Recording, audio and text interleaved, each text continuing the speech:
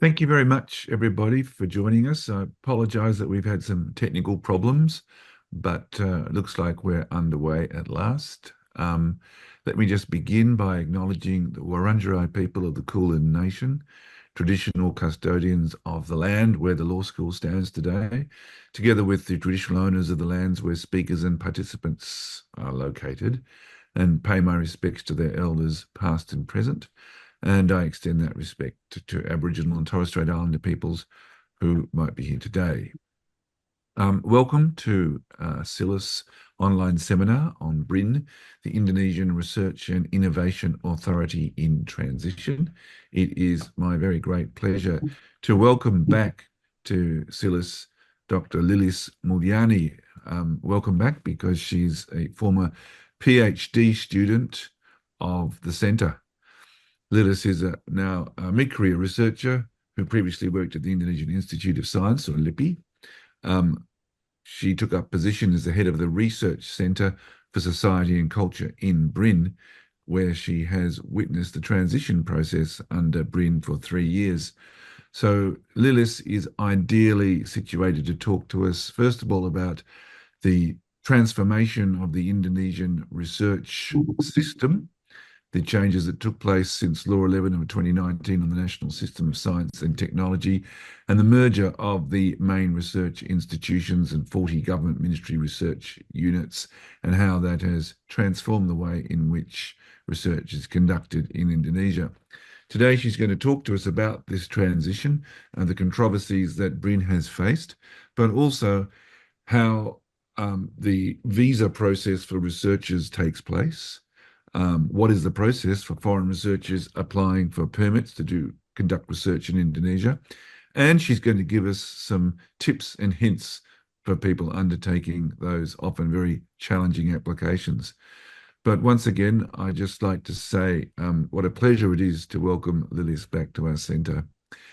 In a moment, Lilis will start her presentation, and after that, we'll have an opportunity for questions and answers, which will be chaired by Associate Professor Nadir Shah Hossain, the SILIS Deputy Director.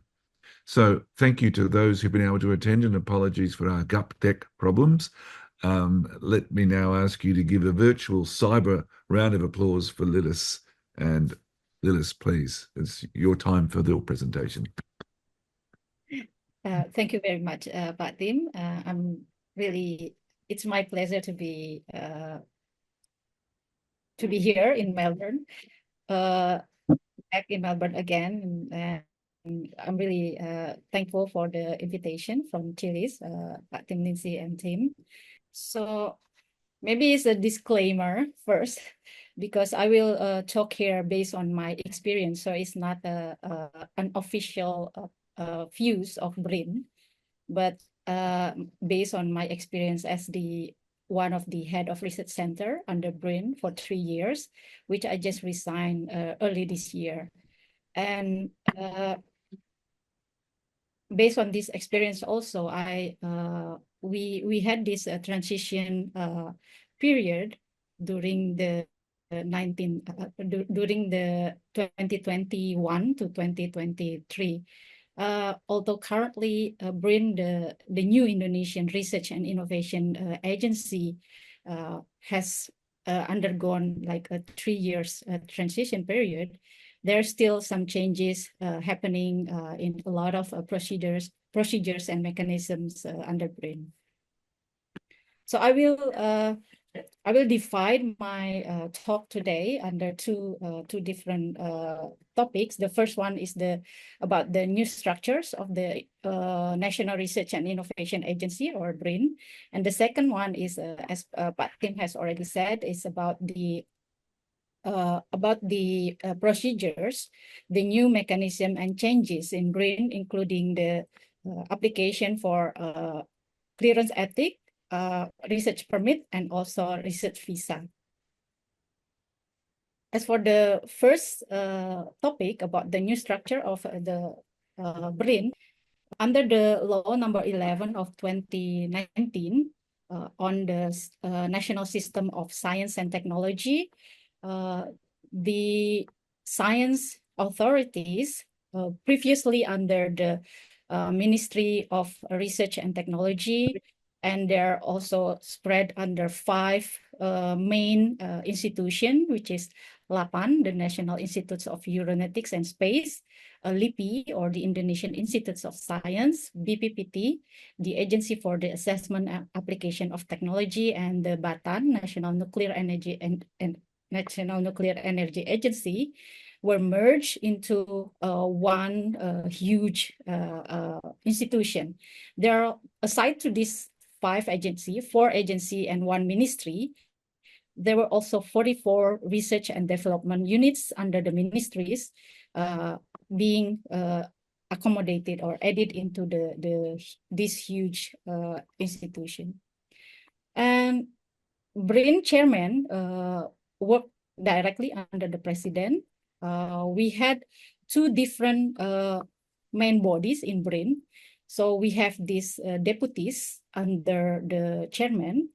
We have 7 deputies, deputies for development policy, research and innovation policies, human resource infrastructure, research and innovation infrastructure, research and innovation facilitations, research and innovation utilizations, and regional research and innovation, or BRIDA. These deputies help with the managerial activities and administration for the chairman, while the real function who does the research is currently under the research organizations. We have 12 research organizations, previously from these 4 main agencies, LIPI, LAPAN, BATAN, BPPT, and some major research and development units under the ministry, such as research organization of agriculture and food is from the Ministry of Agriculture. Research organization of health is from the Ministry of Health, and so on and so forth. There are also some merging. For example, the archaeology, research organization, archaeology, linguistic, and literatures is a merge between the Badan Arkeologi Nasional, ARNAS, with the linguistic research unit at the Ministry of Education and Culture. And there are also some new research organizations, but there's also some old research organizations, such as like Research Organization on Social Science and Humanities is based on the Deputy for Social Science and Humanities under LIPI. And these are the 3 main roles of BRIN. Of course, according to the law number 11 2019, the major roles of BRIN is to develop or to bring a science or evidence-based policy provider at the national, for the ministries and the agencies, and also for the regional administrations. And also improving science and technology, research and innovation ecosystems through the roles of funding agency and executing agencies. So we have these 3 different main roles. The first is the policy recommendations. It is majorly under the Deputy of Development Policies and Deputy for Research and Innovation Policies. And the executing agencies is carried out by the 12 research organizations and also around 85 research, now is 84 research centers.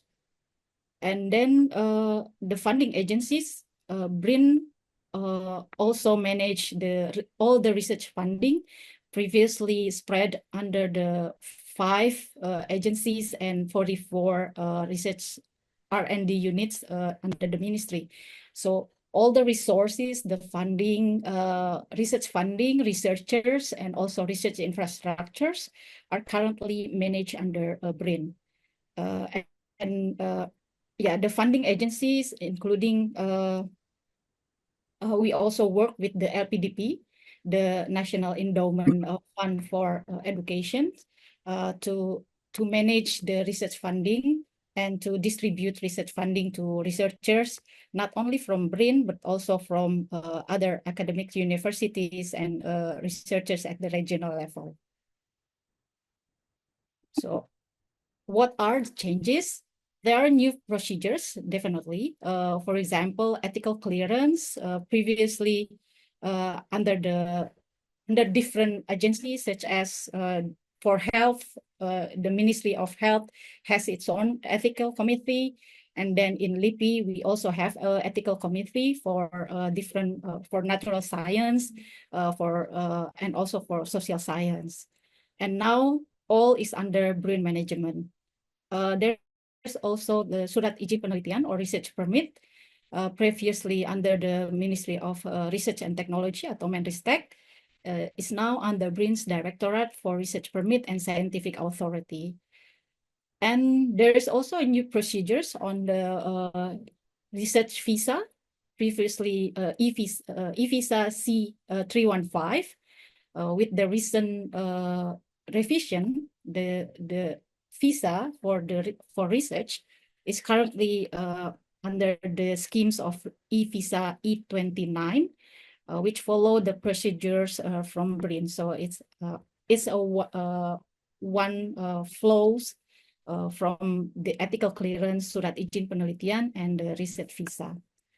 And the changes are also that BRIN requires that partnering with Indonesian institution is a main requirements to do research in Indonesia. And foreign researchers, for example, need to upload research data to National Scientific Repository or Repository Ilmiah Nasional, as mandated by the law number 11 of 2019.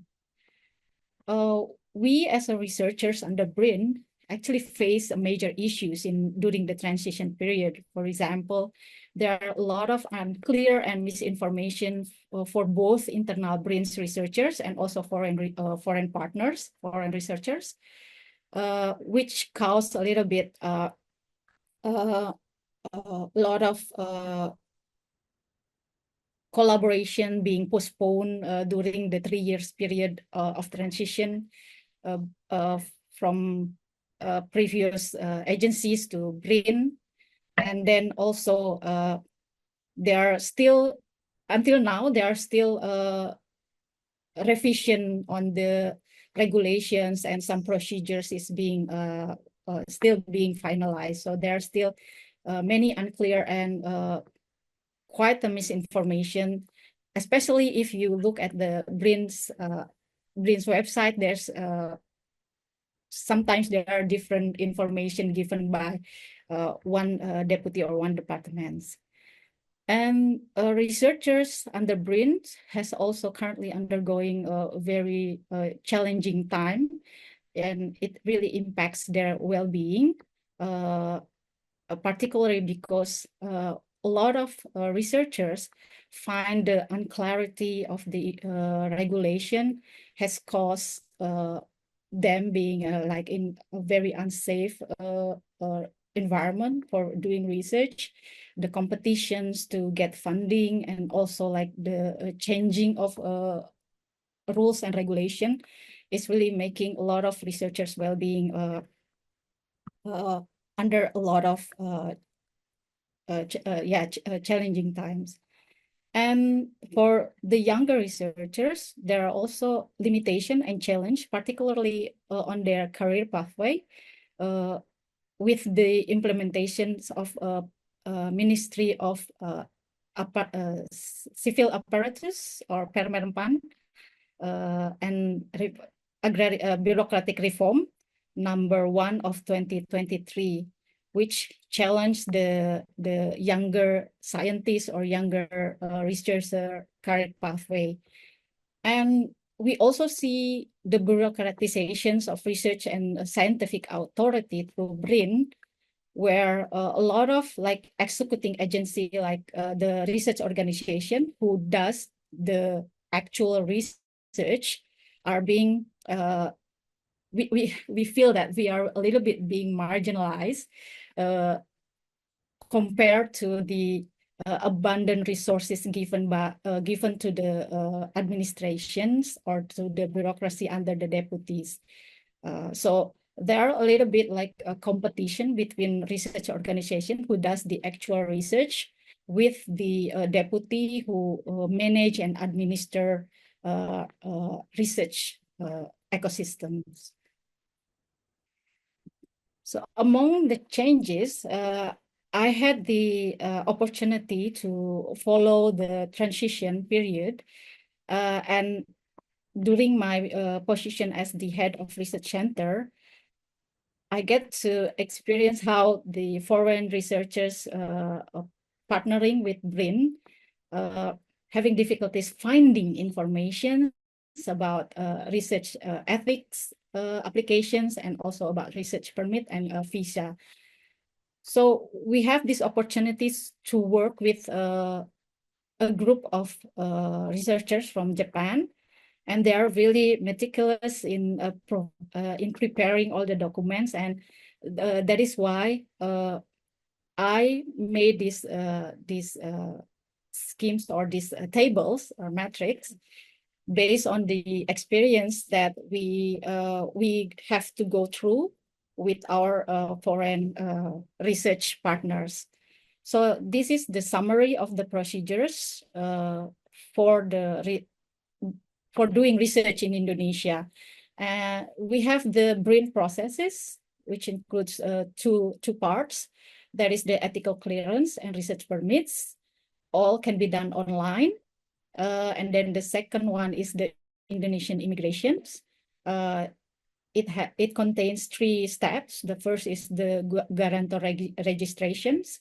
The guarantor can be BRIN's partners or also from universities is accepted by the immigrations. And then the second step is the E29 visa application and approval. And the third one is the izin tinggal terbatas or ITAS with multiple entry research permit or MERP. In the previous research visa C315, the visa application and KITAS application is actually 2 different mechanisms, but in the new schemes, the E29 visa, if you apply for the E29 visa, you will automatically get the KITAS. But of course, like the consequence is like you have to pay more than compared to previous research visa.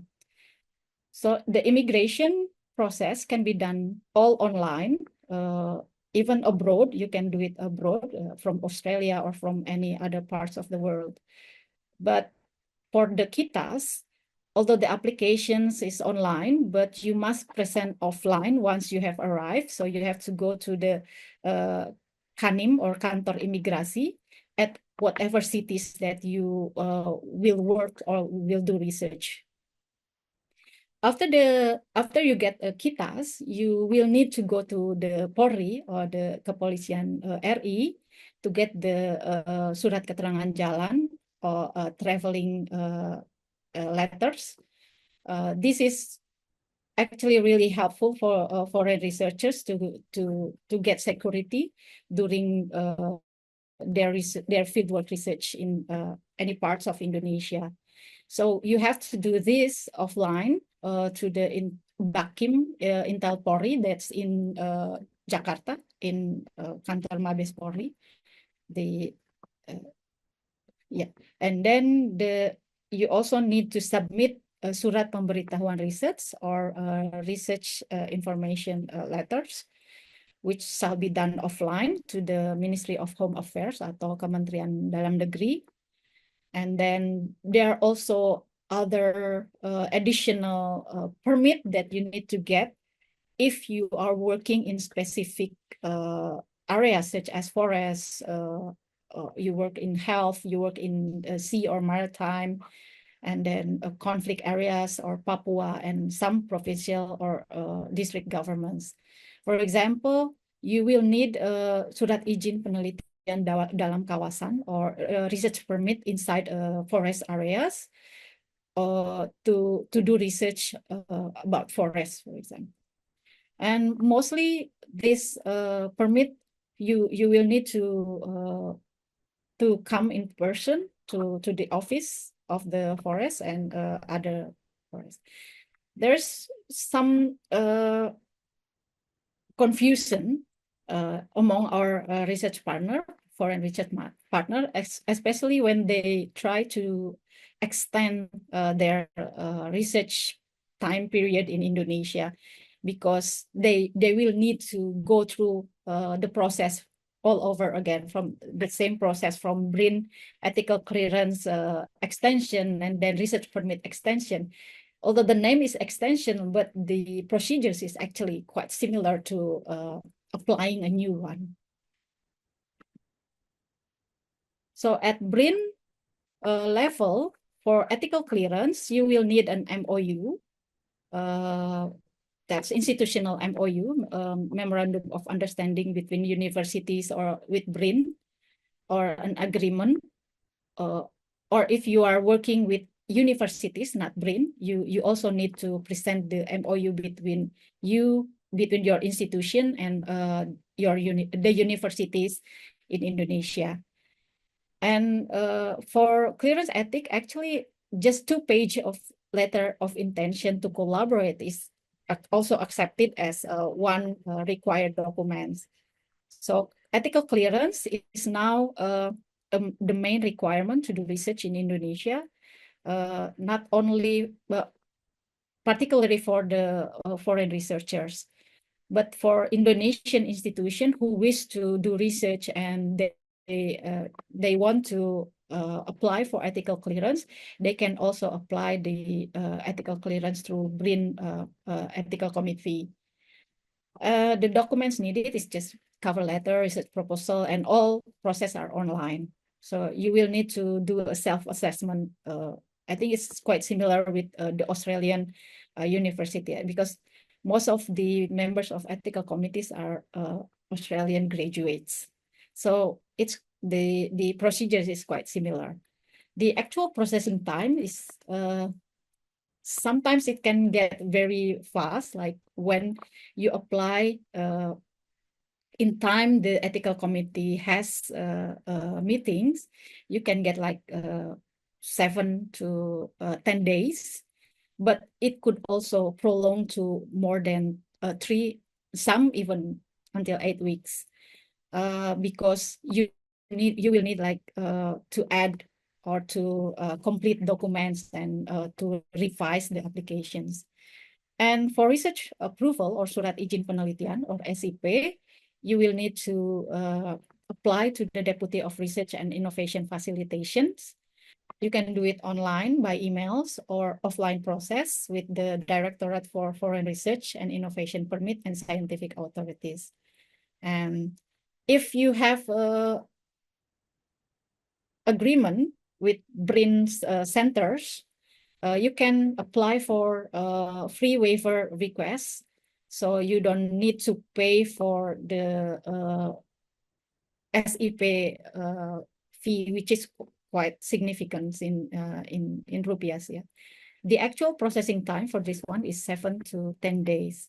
So these are the BRIN tariffs for research permit.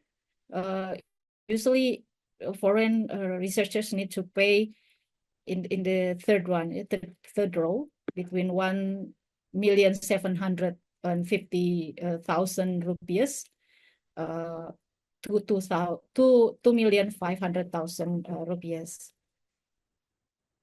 And these are the requirements for obtaining free tariffs: research proposal, letter of recommendations, collaboration with BRIN, and then a letter to Deputy Chairman of BRIN.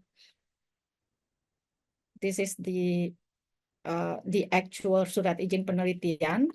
So my tips is that you need to put a materai, what we call it, materai, a stamp, legal stamp here under your name, and then sign it and then scan it send it again to the directorate.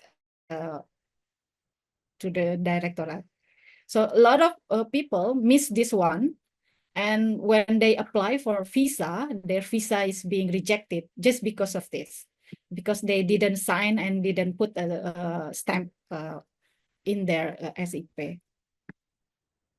Now for the online visa application, according to the new Ministry of Law and Human Rights Regulation number 22 of 2023 about visa and residential permit, temporary permit. The application is that your Indonesian partners need to register as an institutional guarantor of in the visa online application web page. And the guarantor is the one who's supposed to apply for the e-visa. They could assign administrators who can help upload documents using the account. And now the visa and KITAS payment and application is under one scheme, which is the E29. But you have to pay higher because they put together the fee for visa and the fee for KITAS in one-time payment. So I suggest to make sure all the documents are correct, because if the documents are, if not complete or you need to revise, there's a possibility that your application can be declined. It's not accepted while you already have paid for the visa and the KITAS, which is quite a waste, yeah. And then there's a verification process, which takes usually 5 working days. And the notification of the status application usually will be sent to the guarantor's email. So this is the new website, evisa.imigrasi.go.id. And yeah, this is like the new type of visa is valid for 1 year, extendable. The cost is $150 plus 2,700,000 rupees. You can carry out research and then bring members of family, enter and live Indonesia. It's a multiple entry permits. And yeah, for the KITAS, you will get the electronic and physical card, limited stay permit or KITAS. And the validity is that visa must be used within 90 days from the date of issues. This is the required documents for online E29. Passport, proof of living expense, letters of photo paragraph, proof of guarantee for the guarantors. And yeah, research approval letters must be signed on this material. If you are abroad and you cannot find the physical material, you can use the ematerial.co.id. But I suggest that you get help with your Indonesian partners to do this, because you will need to pay with GoPay or like Indonesian digital wallet.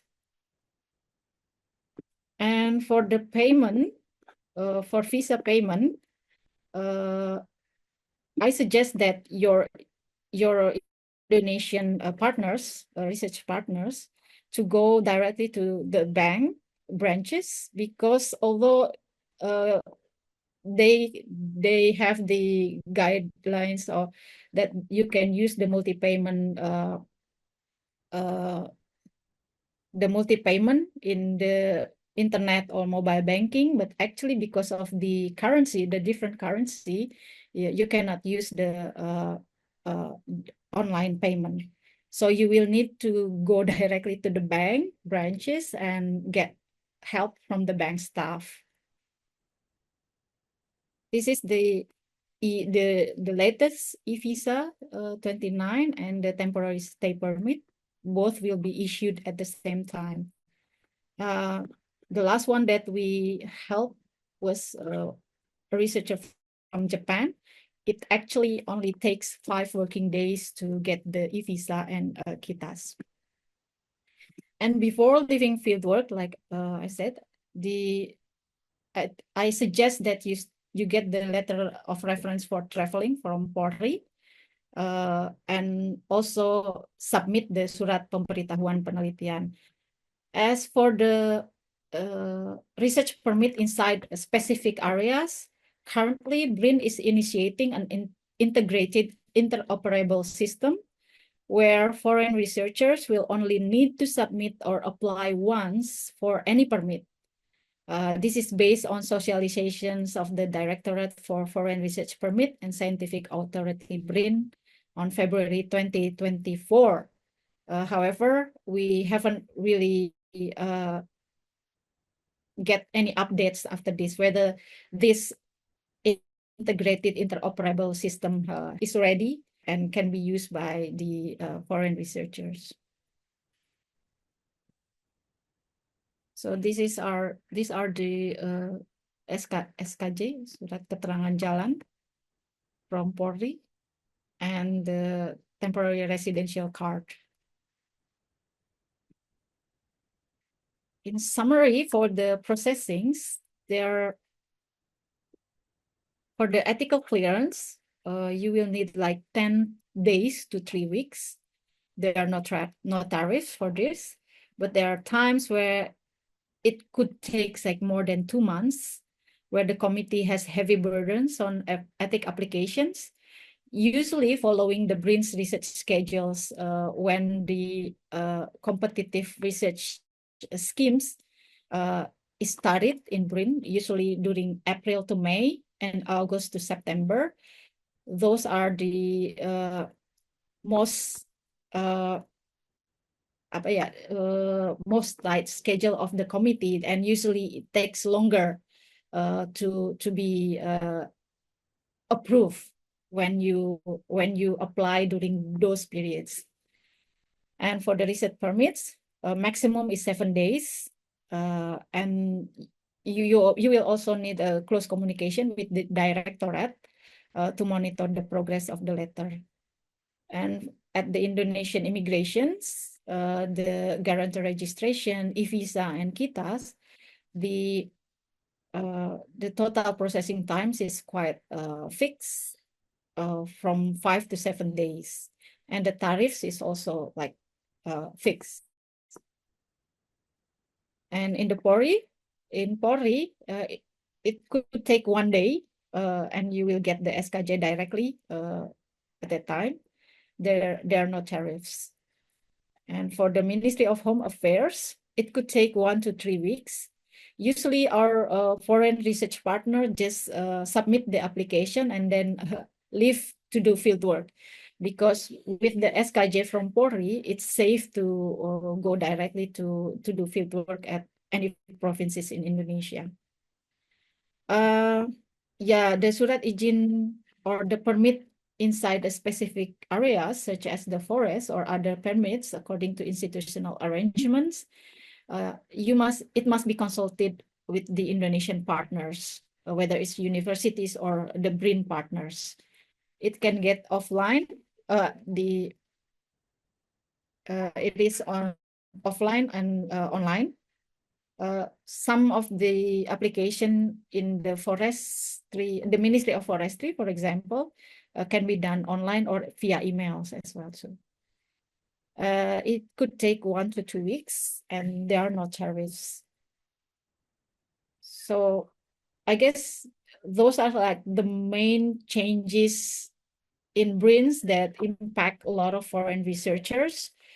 And currently, BRIN also provide collaborative fundings, BRIN with the DFAT Australia, for example, for Connexi funding, which based on the competitions, and the theme or topic is determined by BRIN research agenda as well too.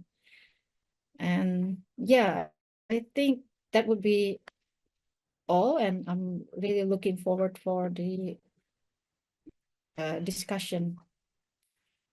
Thank you very much. Back to you, Pak Tim or Pak Nadir. Thanks so much, Lilis, and I will hand over to Pak Nadir. Terima kasih, Bu Lilis. Thank you very much. I think it is a very useful information what you presented. Although I have to admit that I get a headache when I read all the regulation.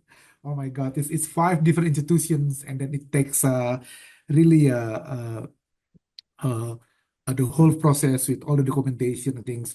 So maybe if I can uh, uh, give you a quick question before I read some of the question that we have in here in the chat. Is is there any way that BRIN staff to assist the foreign uh, researcher to have to apply with this? Like for instance, whom should with us? Because as you indicated, if we already pay the fees, we apply, then we get rejected, then it will be a bad luck for us. So, is there any directorate, any people who, whether it is voluntarily or whether it is we have to pay them, that can help the foreign researcher to apply this, Bu Lilis? Yeah, thank you, Panadir. That's exactly what BRIN is currently initiating. BRIN has the head of the chairman of BRIN, Pak Handoko, actually said he will create or establish an international office to help all the foreign researchers in in the applications, which is quite complicated, yeah, for any foreign researchers. But to date, we haven't like the international office is still under I think because they need to issue perka or BRIN regulations, which probably could take a little bit while. Maybe he said that he targets the international office to take place maybe next year. So currently you will need support from your Indonesian partners, whether it is in research center or the universities. They can help you with all these procedures. Yes, I guess it's a complicated process, but that does not mean it cannot be done. So then, yeah, so then we just need to follow all the procedures. But again, one theoretical questions, Bu Lilis, why BRIN does this? What's the reason? Is it because to protect the national security or something, or why it make it difficult for collaboration between BRIN researcher itself and other foreign researchers? Do you think that this will undermine the quality of research in Indonesia in the long term? Wow, that's a very important question, Panadir. I guess the main logic of BRIN is to put everything under one scientific authority that is overarching, that is with huge huge responsibilities, but also with huge resources. So BRIN tries to manage all the research resources from the state, not only the human resource, the funding, and also all the procedures regarding research. And the main idea is to attract more collaboration, actually. So That's interesting. previously, Yep. yeah, quite contradictory. But previously, a lot of procedures is spread across different agencies.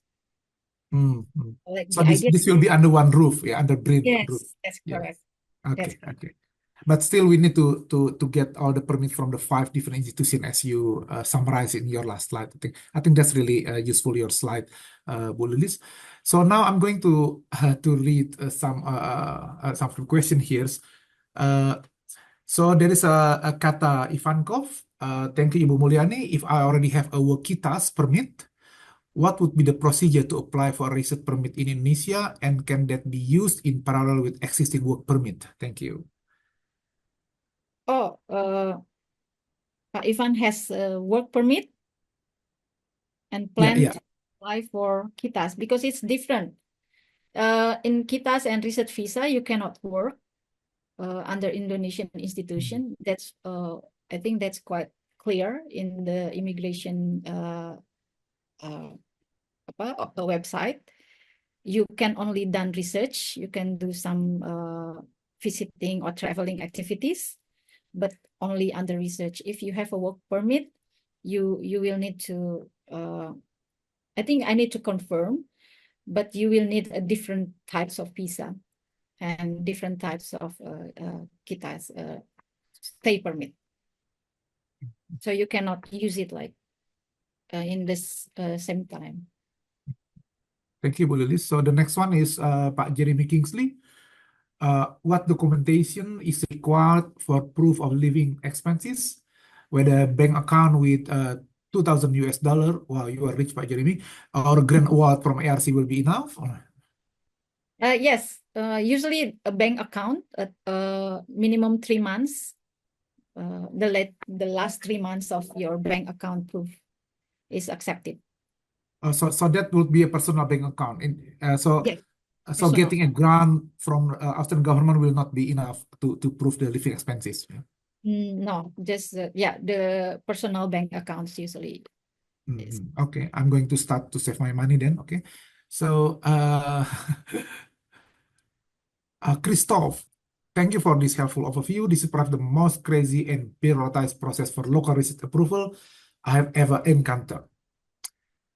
Taken all together, how long is the total time for the whole process, including for partners to gather the required documentation and the total investment needed that would need to be considered in budgeting research in Indonesia? I think this is a good question.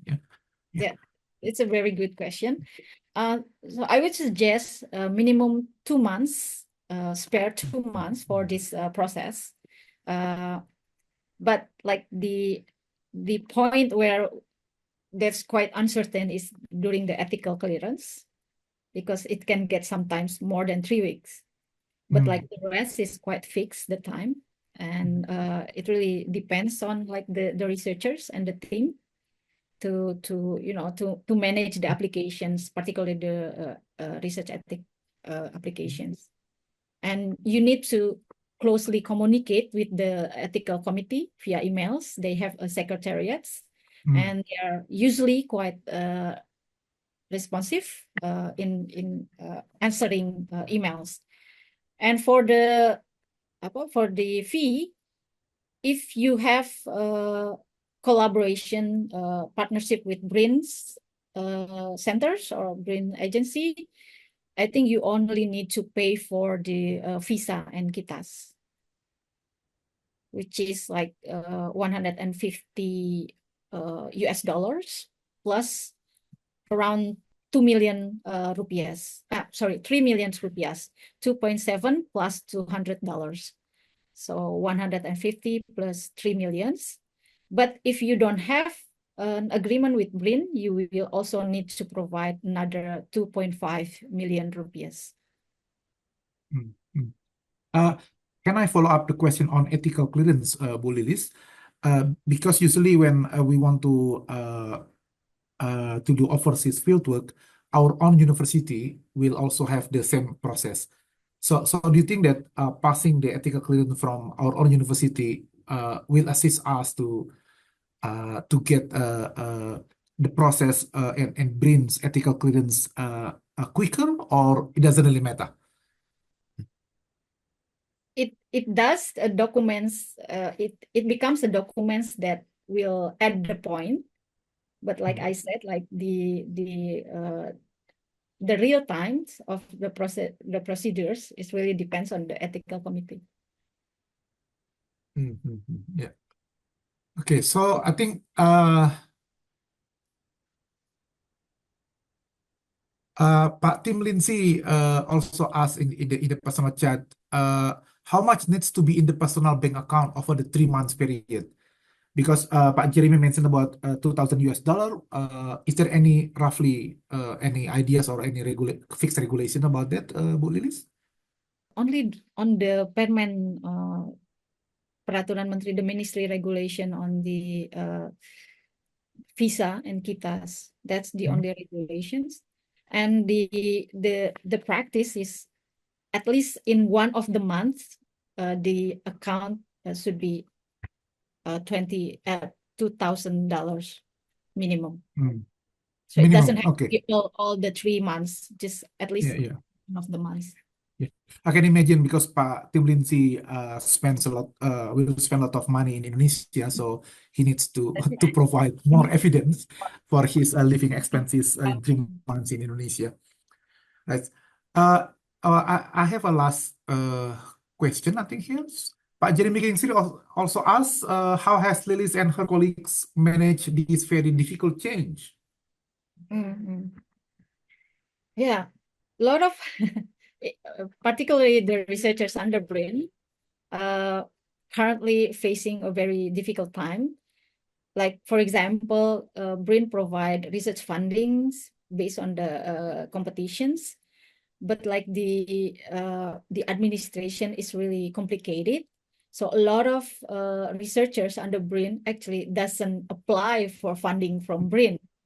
So they usually find other funding from outside, from abroad, or alternatively, they are doing independent research using their own money to do research, which is, for me, is quite sad. I mean, BRIN has all the fundings, all the resources, but like the researchers doesn't want to access that because of the complications in the administrations. Okay, thank you, Bu Lilis. We have one anonymous question here. Hello, I was wondering if you could elaborate about the requirement to submit research data to BRIN. Would this just be the raw data, like survey data or interview transcriptions? And what is the guarantee of the security of this data? I find that a lot of foreign researchers are reluctant to put their raw data inside the scientific repository, National Scientific Repository under BRIN, because of data security issues.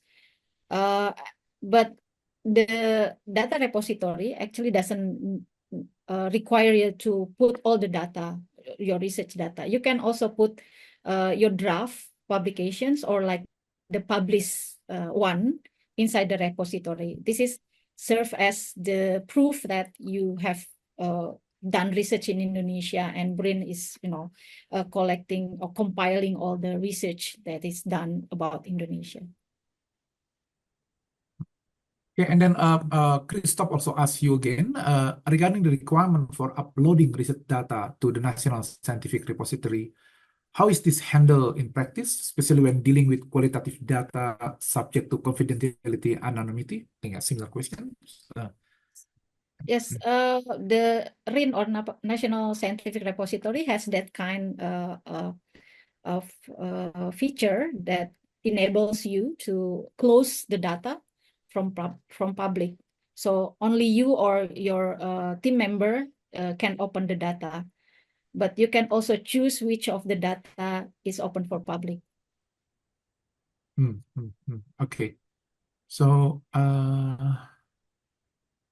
any other questions that we have? We still have a lot of time. We still have 20 minutes. But things. I had a question. Yeah. Lilis, is it permitted to hold any other sort of visa when you have a BRIN research permit? For example, if somebody already has a multiple entry business visa and you get a BRIN research permit, can you decide which one you're going in with, or do you have to, or does the BRIN one cancel the other visas out? In practice, the BRIN one cancel. I mean, the E29 will cancel the other visa. But if your research will be conducted under 30 days, and you don't want to go through all the, the complication in the procedures, you can also, this is probably is quite a off the record. You can apply for a visitor visa because you are going to conduct research under 30 days, and probably you're not going to the conflict areas and only doing some interviews with experts. Then you can also do it with the visitor visa. But if you're going fieldwork to some remote areas or conflicted areas, we would suggest that you follow the complete procedures for your own safety. So using visitor visa for a short research will be fine. Yes. Oh, okay. I think that's such a relief. I think and using but what would happen if then there is a question from the local police why you use a visitor visa while you are doing research? What should we do, Bu Lilis? I suggest you still needs to collaborate with the Indonesian research partners, whether it's universities or BRIN, and they will help you, with all the procedures, or if there is any cases or questions from the authority like that.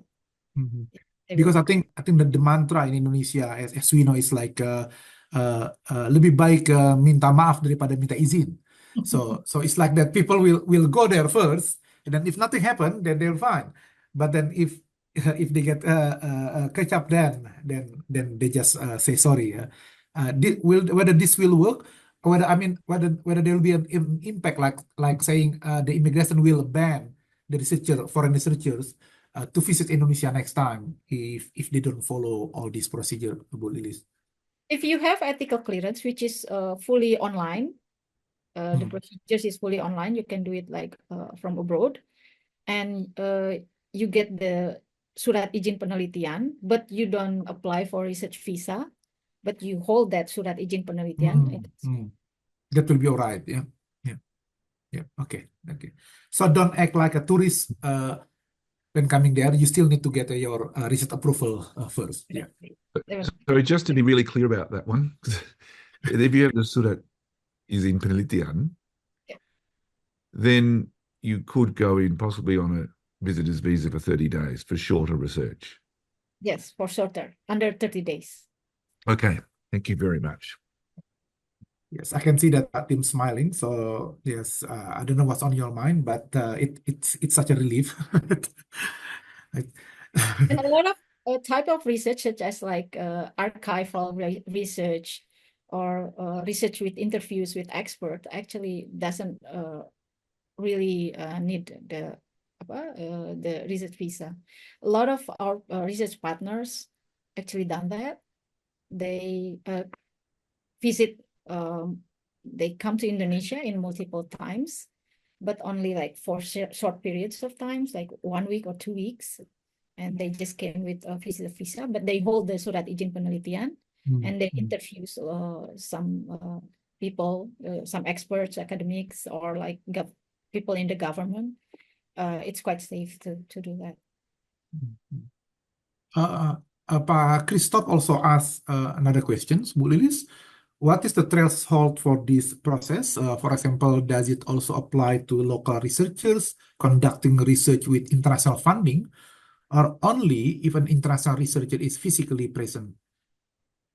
The research visa is only for if the international researchers physically present. But BRINs actually support or encourage all research in Indonesia to follow through the ethical clearance procedures. And now a lot of universities also establishing the ethical committee as well to provide ethical clearance, because a lot of publications requires the ethical clearance approval before they can publish your articles or publications. And then with research collaborations with local partners, with University in Indonesia, or even with the BRIN's researcher themselves, Bu Lilis, what if they're the one who collecting data in Indonesia, and then they send the data to us, so we don't need physically be there. And then should we also follow all this procedure? If you already got, like, for example, ethical clearance in the at the universities, yeah, you don't need that. Okay. It's just a recommendation from BRIN that all research done in Indonesia by Indonesian. That's because the local assistant is Indonesians. is to follow through. But if it is only like to take data and then the international researchers who done all the analysis and doesn't come in persons, it doesn't need that. Okay. Any other questions from participants? I think this is really a rare opportunity for us that we have Bu Lilis and then explain all the keribetan procedure that we have, right? Yeah. I think I will now over to Helen because there are no more questions, so we can stop. Thank you very much, Bu Lilis, and thank you very much for all the participants. Now it's over to Bu Helen. Thanks very much, Nadir. Now, first, I think Catherine is going to put up some slides of forthcoming events. So we've got the SILAS Postgraduate Conference, and I hope people can do QR codes because some people can't, but it's got where you can register there. And also there's now the recording of Pak Mirza's talk that he gave recently. So that is also up there, and there's the URL or the QR code there. If you're not on the SILAS mailing list, perhaps you could also contact Catherine and let her know that you'd like to be on the mailing list for our next exciting event. So final thing I'd like to do is to thank Ibu Lilis so much. It's been a wonderful talk. And it was really good how you had everything laid out very clearly so that you could see the steps. I think the being able to see it visually and having it explained through made it very clear what needed to be done, and also to know what doesn't need to be done is even more encouraging for people, I think, because I think a few people were feeling a bit overwhelmed, but yes, there are other ways of doing things as well. Is very useful to know. So thank you so much for giving us the details about that, which I'm sure everyone will find very helpful. Thank you also to Pak Nadir for fielding the questions and to Pak Tim for introducing.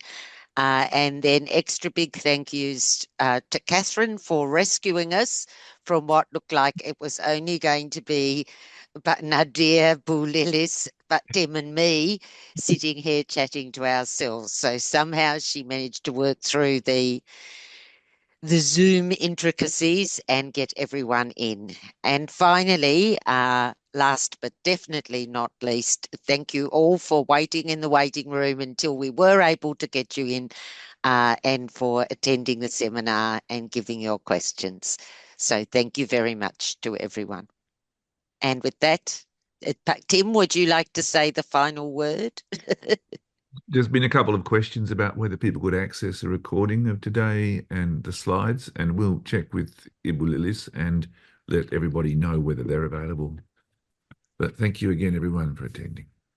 Thank you. Okay, thank you. Thank you. Bye-bye.